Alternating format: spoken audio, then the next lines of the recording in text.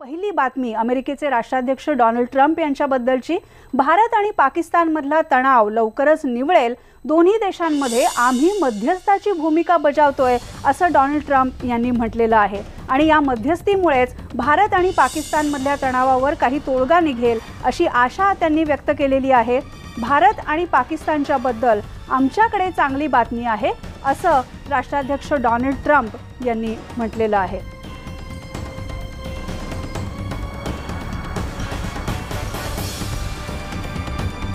We have, I think, reasonably attractive news from Pakistan and India.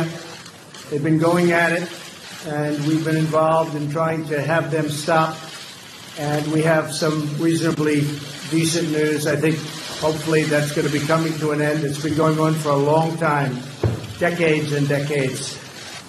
There's a lot of dislike, unfortunately.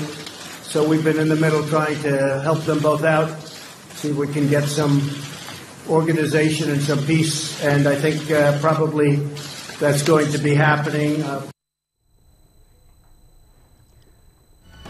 आपण बघितलं, अमेरिकेचे राष्ट्राध्यक्ष Donald Trump यांनी असं म्हटलेलं आहे की भारत आणि पाकिस्तानमध्ये जो तणाव निर्माण झालेला आहे, हा तणाव निवळण्यासाठी, यावर तोडगा काढण्यासाठी आम्ही प्रयत्न करू। अमेरिकेचे राष्ट्राध्यक्ष डोनाल्ड ट्रम्प यांनी नेमकं काय म्हटलंय ते आपण पाहिलं। आधी भारतानं केलेला हवाई हल्ला आणि त्यानंतर पाकिस्ताननं त्याला दिलेलं प्रत्युत्तर, याच्यामुळे भारत आणि पाकिस्तानमध्ये तणाव निर्माण झालेला आहे। कुठेही युद्धजन्य परिस्थिती उद्भवू नये यासाठी सगळ्यांचा प्रयत्न आहे। अमेरिकेच्या मध्यस्थीवर संरक्षण विषयक तज्ञ नितीन गोखले यांनी काय म्हटलंय ते बघूया। नाही, लोक आज कित्येक वर्ष काश्मीरमध्ये इंटरफेअर करण्याचा प्रयत्न करतायत, पण भारताने आज गेले जवळजवळ 40-50 वर्ष हा एक ठाम एक स्टँड घेतलेला आहे की हा बायलॅटरल इश्यू आहे आणि आम्ही इवन हुरियतला याच्यामध्ये येऊ देणार नाही। काश्मीरमध्ये UK किंवा US तर सोडाच, पण ते जे सेपरेटिस्ट आहेत, जे पाकिस्तानच्या बरोबर फुटीरवादी नेते जे आहेत, त्यांना सुद्धा आम्ही भाग घेऊ देणार नाही आमच्या चर्चेमध्ये।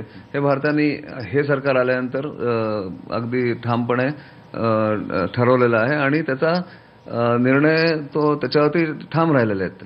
त्यामुळे मला नाही वाटत की कोणी US किंवा UK याच्यामध्ये येतील आणि येऊ देतील भारताचे नेते त्याच्यामध्ये। ते लोक सतत काय करतात, आता परिस्थिती कशी बदलली आहे, हाच जो टेन्शनचा जो काळ आहे, हाच जर 1999-2000 मध्ये असता तर तेव्हा अगदी लगेच एखादा USचा रिप्रेझेंटेटिव्ह, एखादा US ऑफिशियल तिथल्या राष्ट्रपतींनी लगेच पाठवला असता साऊथ एशियाला। हा रेकॉर्ड आहे, हे हिस्ट्री आहे।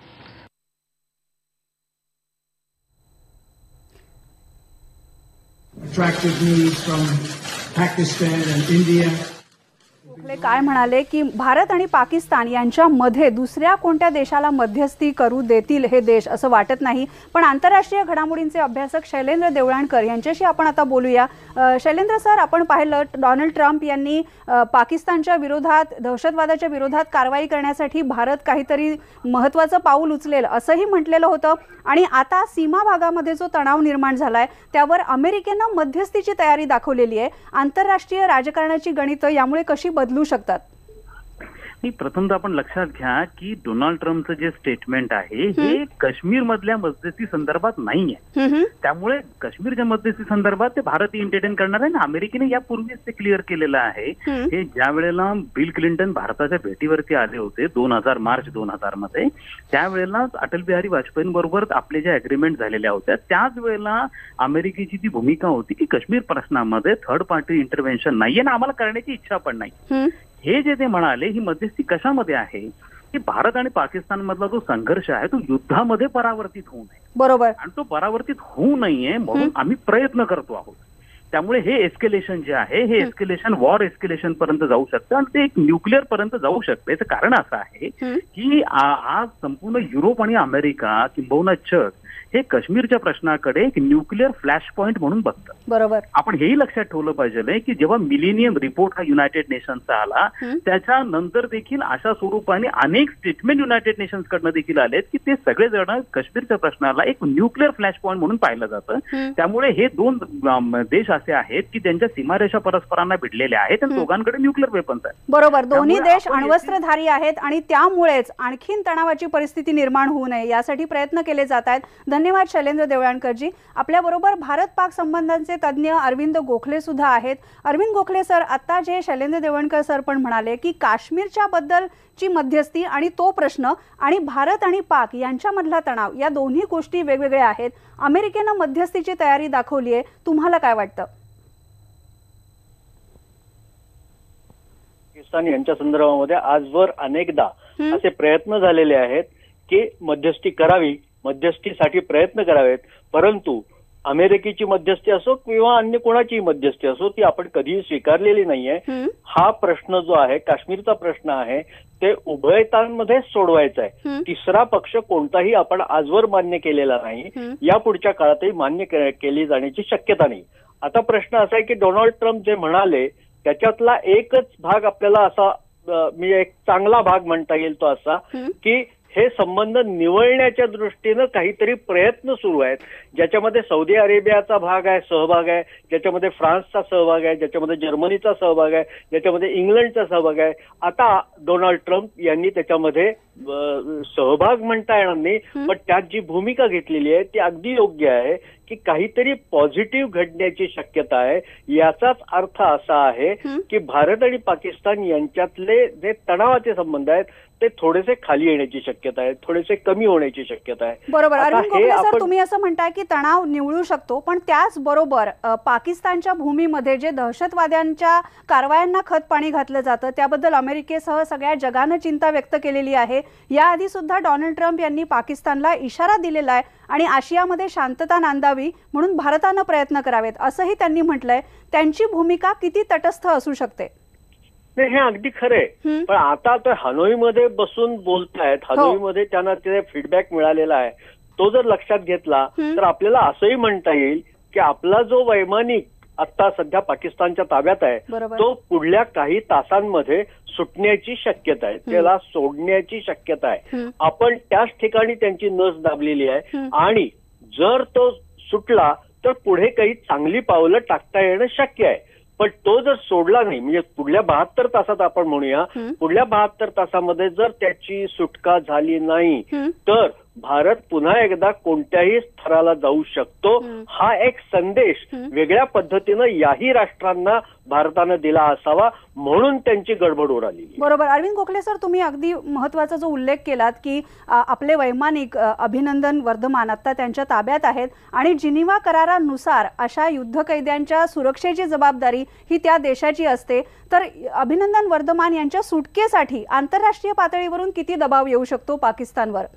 आंतरराष्ट्रीय परिस्थितीमध्ये जर विचार केला, परिस्थितीचा विचार केला तर असं म्हणता येईल की जर्मनीने याच्यात पुढाकार घेतलेला आहे, फ्रान्सनेही तेच विधान केलंय की यांची जास्तीत जास्त लवकर सुटका व्हावी, इंग्लंडलाही तसं वाटतं आणि अमेरिकेच्या धोरणानुसार आज जे ट्रम्प बोलले त्याच्याकडे बघितलं तरी सुद्धा असं लक्षात येतं की या सगळ्यांना काही ना काहीतरी प्रयत्न करायचे, किमान पक्षी त्याची सुटका व्हावी, आपल्या पायलटची सुटका व्हावी आणि ती सुटका झाल्यानंतर मग भारत काय करतो त्याच्याकडे त्यांचे डोळे लागले असावेत असा माझा तर्क आहे. अरविंद गोखले सर, आता डोनाल्ड ट्रम्प हे हनोईमध्ये आहेत आणि त्यांनी उत्तर कोरियाचे हुकुमशहा किम जोंग उन यांचीही भेट घेतलेली आहे. गेल्या काही महिन्यांमध्ये डोनाल्ड ट्रम्प आणि किम जोंग उन यांच्या भेटी होत आहेत आणि आशियामध्ये शांतता नांदावी म्हणून ट्रम्प यांनी हा प्रस्ताव ठेवला असेल का? अगदी खरं आहे. आणि आज जे किम जोंग उनची जी चर्चा झाली त्याच्यामध्ये त्यांनी पहिल्यांदा एक चांगलं पाऊल टाकलंय, ते म्हणजे असं की डिन्यूक्लिअरायझेशनसाठी आम्ही तयार आहोत. हे डिन्यूक्लिअरायझेशन जर उत्तर कोरियात होत असेल तर ते भारत पाकिस्तानमध्ये होईल असं नाही, परंतु ते या गतीनं होत असेल आणि यासाठी काही चांगलं काही करता येणं शक्य असेल ते करावं अशी अमेरिकेची सदिच्छा असू शकते. त्यातला आतला सुप्त हेतू काही वेगळा असू शकतो, त्याबद्दल आपण शंका बाळगायचे कारण नाहीये, कारण पाकिस्तानच्या बाजूनं आतापर्यंत अमेरिका उभी राहिली आहे. पण गेल्या काही दिवसांमध्ये विशेषतः ट्रम्प या सत्तेवर आल्यानंतर आणि त्याच्या आधी ओबामा सत्तेवर असताना आपण आपल्या असं लक्षात आलेलं आहे की अमेरिकेचा दृष्टिकोन पाकिस्तानकडे जेवढा पूर्वी सकारात्मक होता तेवढा राहिलेला नाही. त्यामुळे पाकिस्तानकडे संशयानं बघितलं. बरोबर आहे. दहशतवाद हे पूर्ण जगासमोरच आव्हान आहे आणि म्हणूनच डोनाल्ड ट्रम्प नेमकं काय म्हणाले भारत पाकिस्तानच्या मध्यस्थीबद्दल ते बघूया. We have, I think, reasonably attractive news from Pakistan and India. They've been going at it, and we've been involved in trying to have them stop. And we have some reasonably decent news. I think hopefully that's going to be coming to an end. It's been going on for a long time, decades and decades. There's a lot of dislike, unfortunately. So we've been in the middle trying to help them both out, see if we can get some organization and some peace. And I think probably that's going to be happening. आपण पाहिलं अनेक दशकं भारत आणि पाकिस्तानमध्ये जो तणाव निर्माण झालेला आहे तो निवळावा अशीच आशा डोनाल्ड ट्रम्प यांनी व्यक्त केलेली आहे. आणि आता आपल्याबरोबर याच विषयावर बोलण्यासाठी आंतरराष्ट्रीय घडामोडींचे विश्लेषक सुधींद्र कुलकर्णी आहेत. आपण थेट त्यांच्याकडे जाऊया. सुधींद्र कुलकर्णी सर, याआधी सुद्धा भारत आणि पाकिस्तानमध्ये जे शांततेचे प्रयत्न झाले, सामोपचाराचे प्रयत्न झाले, जागतिक पातळीवरूनही प्रयत्न करण्यात आले, हे सगळं तुम्ही जवळून पाहिलेलं आहे. आत्ताच्या स्थितीमध्ये अमेरिकेची मध्यस्थी आणि भारत पाकचा तणाव याकडे तुम्ही कसं बघता? मी याला अमेरिकेची मध्यस्थी म्हणणार नाही, पण डोनाल्ड ट्रम्प यांचा आजचा जो वक्तव्य आहे तो खूप स्वागतार्ह आहे. आणि आज भारत पाकिस्तान मध्ये जो एक तणाव उत्पन्न झालेला आहे आणि एक वॉर लाईक सिच्युएशन उत्पन्न झालेलं आहे, त्याच्यामुळे संबंध आंतरराष्ट्रीय समुदाय इंटरनॅशनल कम्युनिटी चिंतित आहे. आणि त्याचाच एक संकेत म्हणून आपण डोनाल्ड ट्रम्प यांच्या वक्तव्याकडे बघितलं पाहिजे. कारण आता भारत आणि पाकिस्तान दोन्हीही न्यूक्लिअर आर्म्ड राष्ट्र आहेत. बरोबर. आणि हा जो तणाव आहे ज्याला आपण एस्केलेशन लॅडर म्हणतो, या एस्केलेशन लॅडरवर आपण दोघेही जर वर जात गेलो तर पुढे काय होणार हे काय कोणालाही सांगता येणार नाही. बरोबर. आणि हे फक्त दोन्ही देशांपुरतच त्याचा विनाशकारी परिणाम फक्त दोन्ही पुरता नसणार, संबंध जगासाठी असणार. अगदी बरोबर आहे सुधींद्र कुलकर्णी सर, तुम्ही असं म्हणालात की जगाच्याच दृष्टीने ही चिंतेची बाब आहे आणि भारताने जो हल्ला केला पाकिस्तानमध्ये तो सुद्धा दहशतवादी तळांवर हल्ला केलेला होता.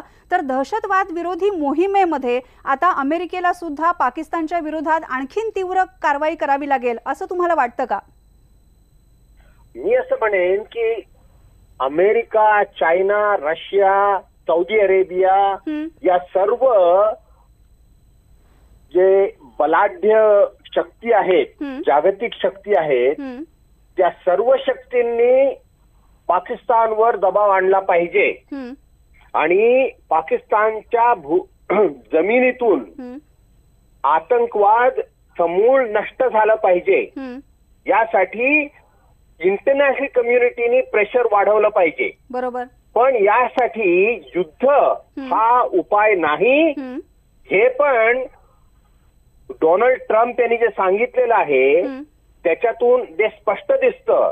आणि हे बघा, डोनाल्ड ट्रम्प हे हॅनॉय मधून हे वक्तव्य दिलेलं आहे. ह्याचं आणखीन एक महत्व आहे, कारण हॅनॉय मध्ये नॉर्थ कोरिया आणि अमेरिका दोन शत्रू राष्ट्र, बरोबर, ते जर एकत्र येऊन शांततेसाठी चर्चा करू शकतात तर भारत आणि पाकिस्तान का नको? बरोबर सर. भारत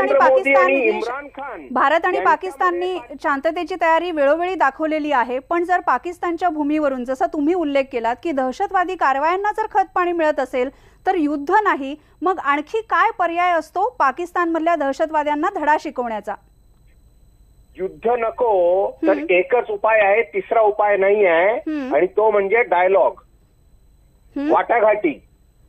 बरोबर. तिसरा उपाय तुम्ही काय सुचवू शकता का? कोणी बरोबर आहे. सुटवू शकतो का? बरोबर आहे. जगातला कोणी माणूस त्या दोन नको तर तिसरा कुठला तरी मार्ग सांगू शकतो का? नाही. तर आपल्याला एकत्र बसावं लागेल, इंटरनॅशनल कम्युनिटीचा मदत घ्यावी लागेल आणि इंटरनॅशनल कम्युनिटीनी जैश ए मोहम्मद, मसूद अझहर यांच्यावर कारवाई करण्यासाठी पाकिस्तानवर दबाव आणला पाहिजे आणि तो तसा दबाव आणला जाऊ शकतो. बरोबर. धन्यवाद सुधींद्र कुलकर्णी सर या सगळ्या विश्लेषणाबद्दल.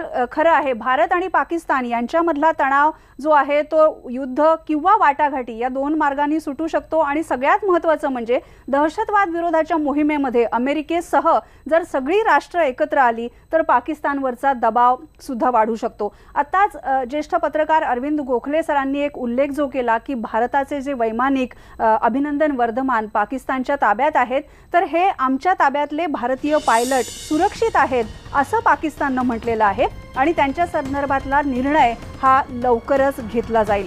भारताकडून आम्हाला या वैमानिकाच्या संदर्भामध्ये विचारणा झाली असं पाकिस्तान सरकारनेच म्हटलेलं आहे आणि त्यामुळे पाकिस्तान सरकारनं याबद्दल एक अधिकृत आता भूमिका घेतली आहे असंच म्हणावं लागेल. पुढच्या काही तासांमध्ये खरं तर अभिनंदन वर्धमान यांची सुटका होऊ शकते अशी आशा सुद्धा यामुळे निर्माण झालेली आहे. आमचे दिल्लीचे प्रतिनिधी प्रशांत लीला रामदास यांच्याशी आपण थेट बोलूया. प्रशांत, आपण आधी पाहिलं अभिनंदन वर्धमान हे पाकिस्तानच्या भूमीमध्ये पाकिस्तानी लष्कराच्या ताब्यात गेले आणि त्याच्यानंतर काही व्हिडिओ प्रसारित झाले होते की त्यांचा छळ करण्यात आलेला आहे, पण नंतर पाकिस्ताननं हेही स्पष्ट केलेलं होतं की आमच्या ताब्यामध्ये हे भारतीय वैमानिक जे आहेत ते पूर्णपणे सुरक्षित आहेत. त्यांची सुटका कधी होऊ शकते?